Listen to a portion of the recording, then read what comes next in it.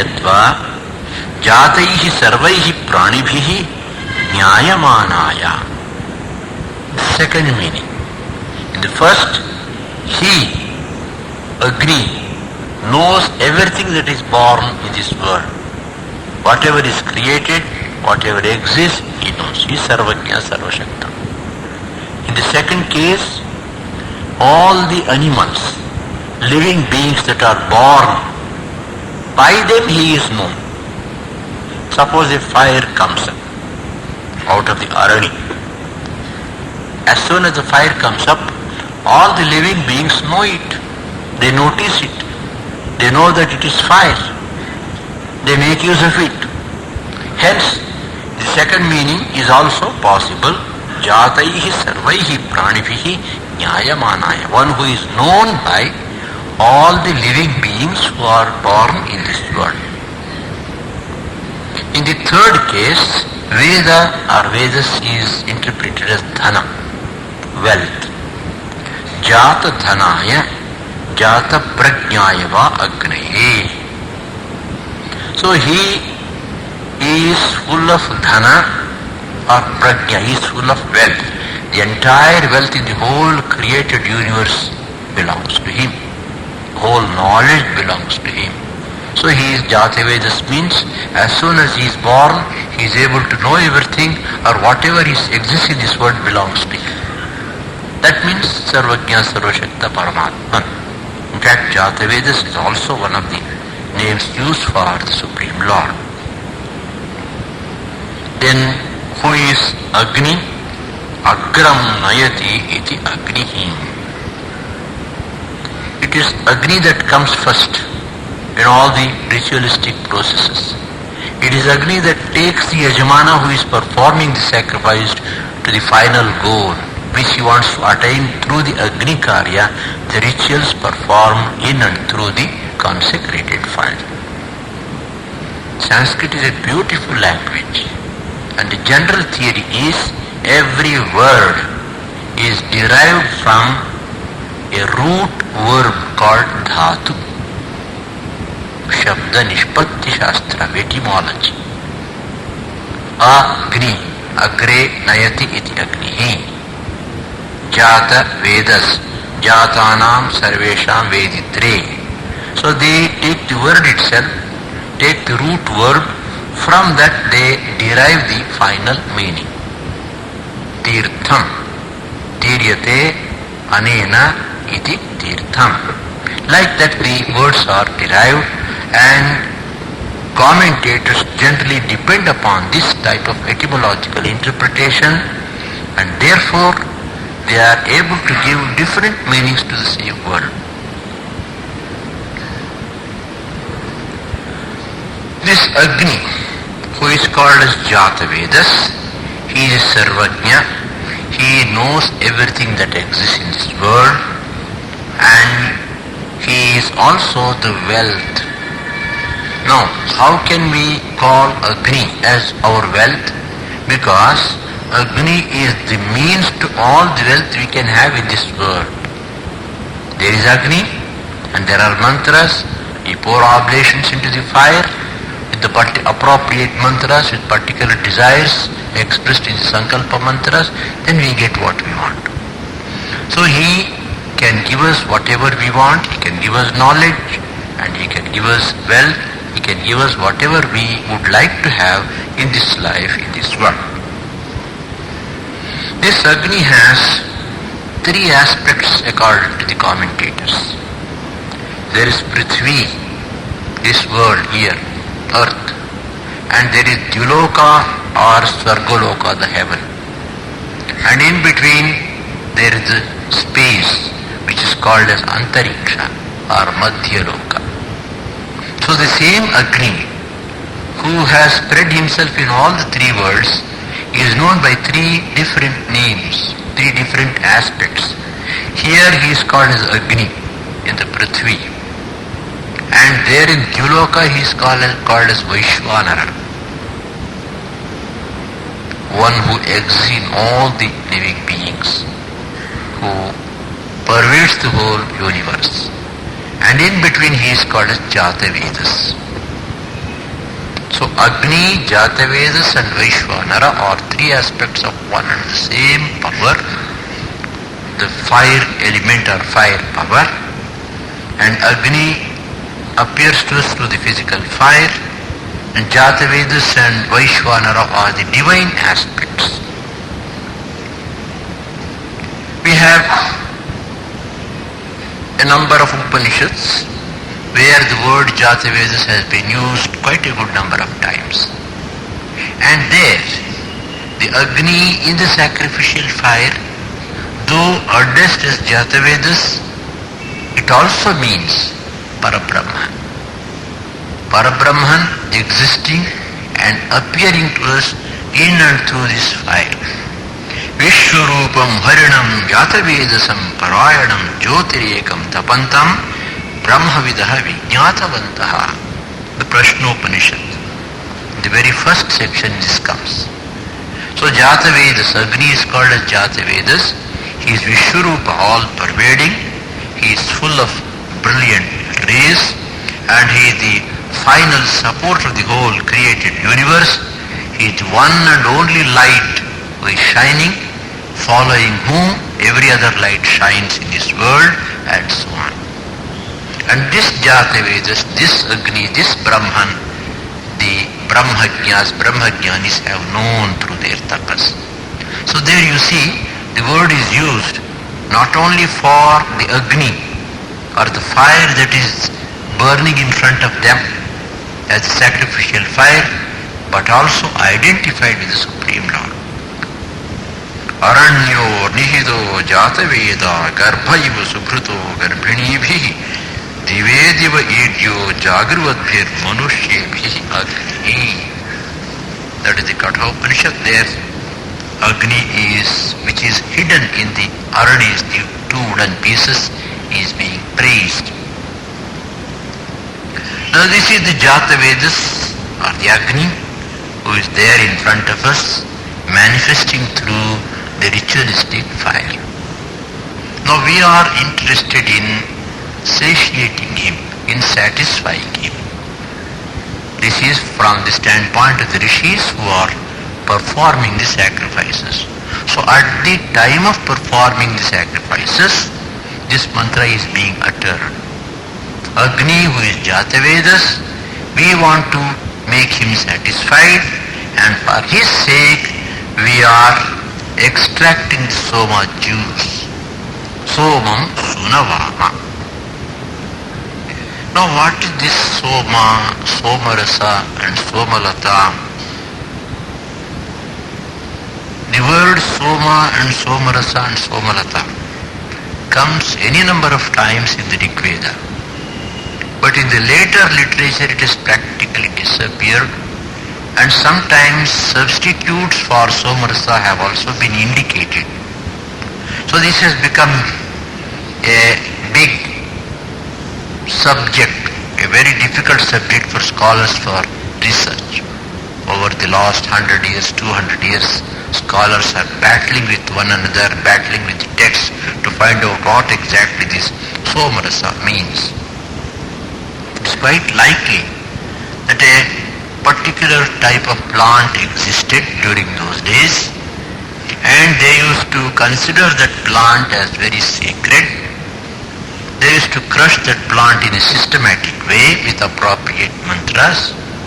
So many details are there explained in the texts, and many of these words appear in the Upanishads also.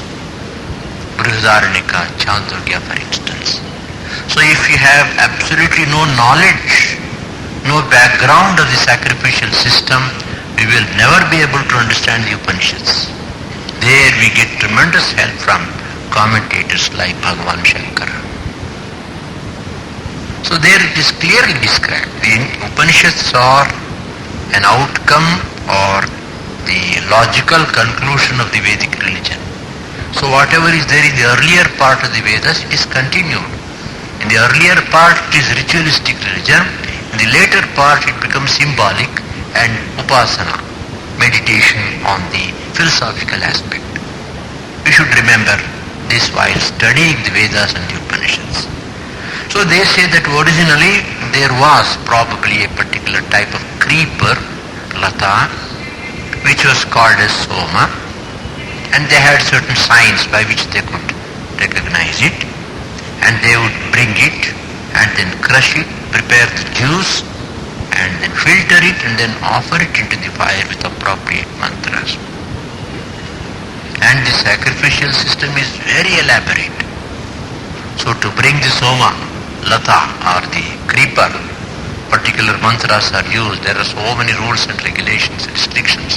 Then it has to be brought, it has to be cut in a particular way, it has to be crushed in a particular way, and then it has to be filtered. And once in the morning, once in the noon, once in the evening, pratasavana, madhyandina, and the last one. So, scholars are not agreed what exactly this somalata is, somarasa is. In the Vedas we find certain hints. First of all, this is considered to be very, very sacred, very dear to the Agni, very dear to Indra. Even when it is poured into the Agni, it is actually taken by Indra himself. It goes to Indra through Agni. Secondly, it is of red color. And thirdly, whoever drinks the soma juice, he gets tremendous strength and power and virility and so on. There are references to the qualities of somarasapana in the Vedas. There is an interesting story in some of the Vedic sections.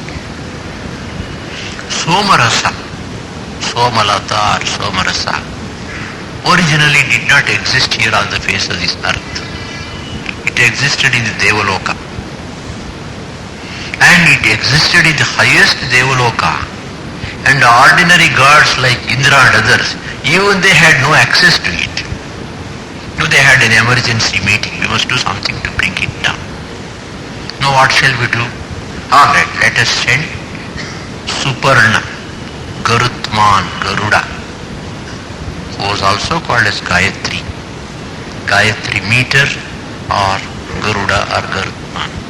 So he was sent and he succeeded in bringing the soma juice to the Devaloka and ultimately to Manushya-loka also. And this itself is given as an akhyana. Gayatri, the greatness of Gayatri mantra or Gayatri meter lies in the fact that as Suparna, as Garutman or Garuda, the great bird, it was able to fly to the highest regions of heaven and bring the soma down. So among all the meters, Gayatri is the best meter. So this is how the Vedic mythology goes. Depending upon the hints given to us by various sections of the Vedas contained in the Rig Veda itself, it is possible to give a symbolical meaning also to this. So somarasa can be a physical juice extracted out of a physical creeper existing in this world, on the face of this earth. Maybe in course of time it became extinct, we do not find it. Some of the Western scholars have tried to identify with some other type of creeper which is available, but this creeper nor its juice, they do not have any qualities mentioned in the Vedas. So Somarasa actually represents Brahmananda. Raso Vaisaha, Taittiriya Upanishad says. The Lord Brahman is Rasa. He is juice, he is sweetness, he is Amrita. Therefore, Somarasa represents Brahmananda. Now, which is the Somalata? The creeper which contains the body is the Somalata. That's all right. What about grinding? You have to grind the soma creeper to get the juice out of it. So does it mean that you have to grind the body to get this juice out of it? No. Grinding of the body simply means tapas. So by performing tapas, which puts the body into a lot of difficulty, you are able to get the Somarasa Brahmananda out of it. So symbolically, crushing the Somalata or Soma creeper and getting the Somarasa simply means you practice tapas, which creates a lot of heat or problem or difficulty for the body, and through that tapas you are able to realize the divine bliss within your own heart. Then we come to the second part of the mantra. Aratiyataha ni dahati vedaha. Vedaha aratiyataha nidahati or aratiyataha vedaha nidahati. It's possible to arrange these words in two different ways and take out two different types of meanings. Vedaha ಜ್ಞಾನಸ್ವರೂಪನಾದ ಅಗ್ನಿಯು ಶತ್ರುಗಳನ್ನು ಸುಡುತ್ತಾನೆ ಅಥವಾ ಸುಡಲಿ. Agni, who is knowledge, wisdom personified, let him burn, destroy my enemies. And who are my enemies? The enemies are the Rakshasas, Asuras, who are preventing all good actions in life. So they may be the evil tendencies in us or the evil people outside who are preventing me from carrying on my spiritual practices. So that is the first meaning. A prayer addressed to Agni, you, the destroyer of my foes, I beg you to destroy my enemies, my foes in this life. Or aratiyataha vedaha nidahati. Here Veda is taken as dhana, material wealth and power, belonging to the enemies. The enemies are very powerful, they are not ordinary people. They have money power, manpower and so many other types of power. So they are in a far better position to harm me and destroy me. So I cannot but help taking the divine help. Through the divine grace only I will be able to conquer them. So the second part or the second interpretation tells us or says that it is a prayer addressed to Agni to destroy our enemies who are very powerful. How to destroy them? You simply destroy what is giving them power. A wealthy man is destroyed by destroying his wealth. A strong, healthy man is destroyed by destroying his health. That's all. The enemies are able to create trouble only because of the power they have, because of the wealth they have. You destroy that, then we are saved. That is the second meaning. Aratiyataha. Aratim shatrum iva acharataha shatroha vedaha dhanam nidahati nitaram dahatu iti. We should always remember that these Vedic mantras were very closely connected with the Yajamana doing sacrifices. In Kannada we use the word Yajamana as meaning master. But literally the word means one who is sacrificing. Yaj means sacrifice, to sacrifice. Yajamana, one who is sacrificing. ಯಜ್ಞವನ್ನ ಆಚರಿಸ್ತಾ ಇರತಕ್ಕಂಥವನನ್ನು ಯಜಮಾನ ಅಂತ ಕರೀತಾರೆ. Now this Yajamana is performing the basic sacrifices.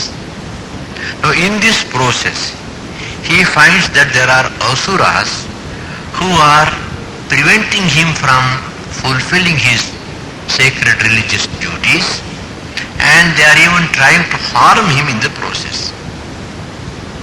Who is an asura? In the Puranas, asuras are equated with Rakshasas. They are shown with a very horrible face and appearance. Physically they are very powerful, they are merciless and so on and so forth. You have seen in the Ramayana TV and Mahabharata and all that. But that is only a childish way of looking at it. Who is an asura? Or who are the asuras?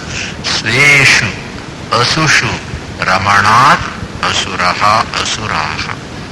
This is how Shankaracharya defines it. Those who are Sveshu asushu. Asu means prana, prana means indriya. those who revel in the happiness, pleasures of the indriyas, they are asuras. So those who are given to the pleasures of the senses and the sense organs, they are not interested in the higher level of life. They are not interested in God, in consciousness, in purity. They are interested only in satisfying the baser instincts in the body, kama, krodha, etc.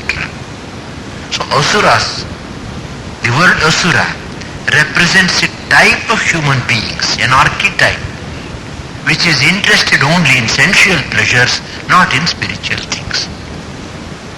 Therefore, when this rishi, who is devoted to religion and religious actions and religious sacrifices, wants to perform them, these people don't want to leave him in peace. Even today we find in this world, when we want to do something good, people don't allow us to do it. Neither will they do good, nor will they permit or allow others to do good. Sometimes boys come and tell me, oh, Nodi Swamiji, ಏನಪ್ಪ ಮನೆಯಲ್ಲೆಲ್ಲ ಹಾಸ್ಯ ಮಾಡ್ತಾರೆ, ಗಾಂಧಿ ಅಂತಾರೆ, ವಿವೇಕಾನಂದ ಅಂತಾರೆ. Because they have started coming to the ashram immediately. Swami Harshananda says in one place, every great work has to pass through 3 stages. The first is ridicule. The moment you want to be good and do good, people will start making fun. That is the first weapon. And many people stop with that. Oh, not possible to stand all this ridicule, so they give it up. The others are happy. But if they persist, then comes the second stage, opposition. They prevent you from doing good, from being good. But if you persist, then comes the third stage, maybe at the end of our life, maybe in our next life, acceptance. First is ridicule, second is opposition, third is acceptance. You do not know how many people will reach the third stage at all in life. So these are the asuras who are trying to prevent the Yajamana from discharging his religious duties and responsibilities. That is why they are called as asuras, rakshasas. And the Yajamana, being a sattvic person, not given to violence and fighting and all that, he is praying to Agni, the Supreme Lord, the Supreme Power, to give him full protection against these enemies. Agni is Yajnadhyaksha. Through him the sacrifices are being performed. Through him the results are being obtained. Through him the offerings are being sent to the various deities for whom it is meant. So ultimately, as far as we are concerned, Agnihi Pratyaksha Devata. He is the direct deity in front of us. So the Yajamana is praying to the Agni, you please see that my enemies, they are not enemies in the sense that they are competitors in worldly life. They are enemies only because they are trying to disturb his religious duties, disturb his sadhana. They may be outside, they may be inside also. And these enemies are to be destroyed, and for that he is praying for divine help.